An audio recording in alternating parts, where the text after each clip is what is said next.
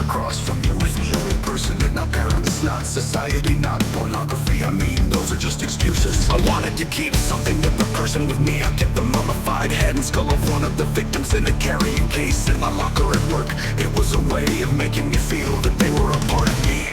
My consuming lust was to experience their bodies. I viewed them as objects, as strangers. It is hard for me to believe a human being could have done what I've done. I can't think of anything that would have stopped me.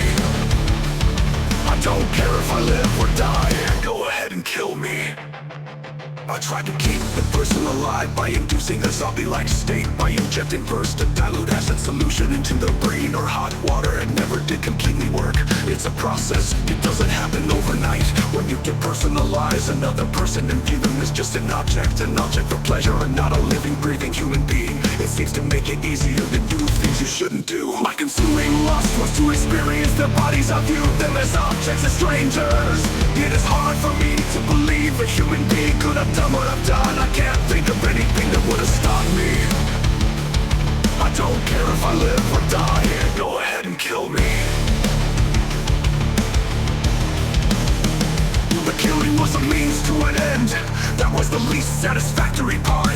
I didn't enjoy doing that. That's why I tried to create living zombies with uric acid and then drill to the head, but it never worked. No, the killing was not the objective. I just wanted to have the person under my complete control, not having to consider their wishes, being able to keep them there as long as I wanted. I went so far as planning on setting up an altar with 10 different skulls and skeletons. It was my way of remembering their appearance, their physical beauty I also wanted to keep. If I couldn't keep them there with me whole, I at least could keep their skeletons. I know I was sick, or evil, or both.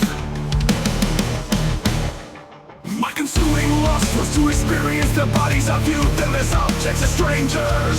It is hard for me to believe a human being could have done what I've done. I can't think of anything that would have stopped me. I don't care if I live or die, go ahead and kill me. Jeffrey Dahmer killed and dismembered 17 males between 1978 and 1991. Many of his murders involved necrophilia, cannibalism, and the permanent preservation of body parts, typically all a part of the skeleton. Jeffrey Dahmer was convicted of first-degree murder and received a sentence of life imprisonment, a total of 41 years. He was later bludgeoned to death with a metal bar, receiving fatal blows to the skull by another inmate in 1994.